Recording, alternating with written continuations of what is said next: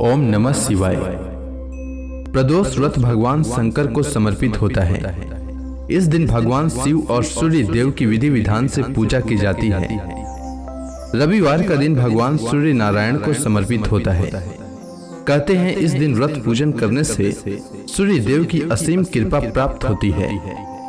माना जाता है कि इस दिन रवि प्रदोष व्रत की कथा पढ़ने या सुनने से मनोवांछित फल की प्राप्ति होती है। तो आइए सुनते हैं रवि प्रदोष व्रत कथा। प्राचीन समय की बात है।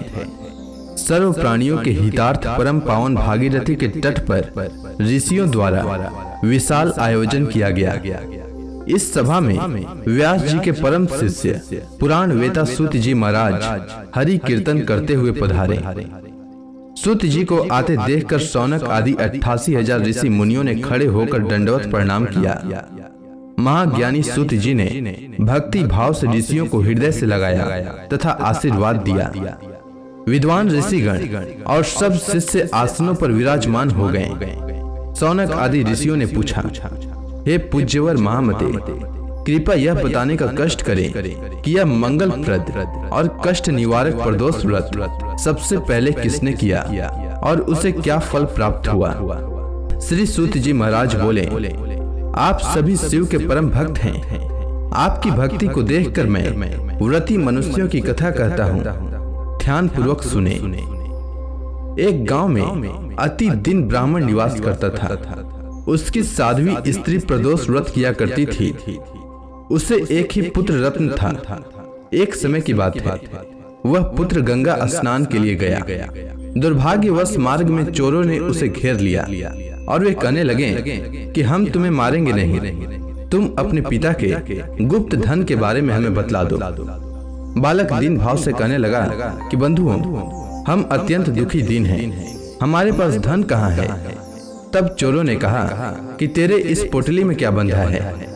बालक ने निसंकोच भाव से कहा, मेरी माँ ने मेरे लिए रोटियां दी है।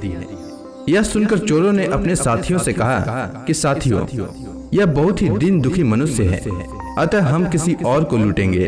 इतना कहकर चोरों ने उस बालक को जाने दिया। बालक वहां से चलते हुए एक नगर में पहुंचा। नगर के पास एक बरगद का पेड़ था। वह बालक उसी बरगद के वृक्ष की छाया में सो गया। उसी समय उस नगर के सिपाही चोरों को खोजते हुए उस बरगद के वृक्ष के पास पहुंचे और बालक को चोर समझकर बंदी बनाकर राजा के पास ले गए। राजा ने उसे कारावास में बंद करने का आदेश दे दिया। ब्राह्मणी का लड़का जब घर नहीं लौटा तब उसे अपने पुत्र की बड़ी चिंता हुई। अगले दिन प्रदोष व्रत था। ब्राह्मणी ने प्रदोष व्रत किया और भगवान शंकर से मन ही मन अपने पुत्र की कुशलता की प्रार्थना करने लगी। भगवान शंकर ने उस ब्राह्मणी की प्रार्थना स्वीकार कर ली। उसी रात भगवान शंकर ने उस राजा को स्वप्न में आदेश दिया कि वह बालक चोर नहीं है, उसे प्रातः काल छोड़ दे, अन्यथा उसका सारा राज्य वैभव नष्ट हो जाएगा। प्रातः काल राजा ने शिव जी की आज्ञानुसार उस बालक को कारावास से मुक्त कर दिया। बालक ने अपनी सारी कहानी राजा को सुनाई। सारा वृतांत सुनकर राजा ने अपने सिपाहियों को उस बालक के घर भेजा और उसके माता पिता को राज दरबार में बुलाया। उसके माता पिता बहुत ही भयभीत थे। राजा ने उन्हें भयभीत देखकर कहा कि आप भयभीत न हो, आपका बालक निर्दोष है।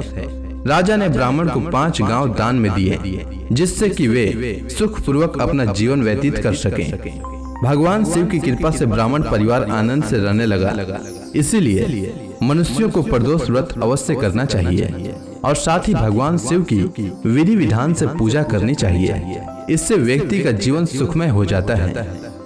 उम्मीद है आपको रवि प्रदोष व्रत की कथा अच्छी लगी होगी। अगर आपको यह कथा अच्छी लगी हो तो कमेंट सेक्शन में ओम नमः शिवाय लिखना न भूलें।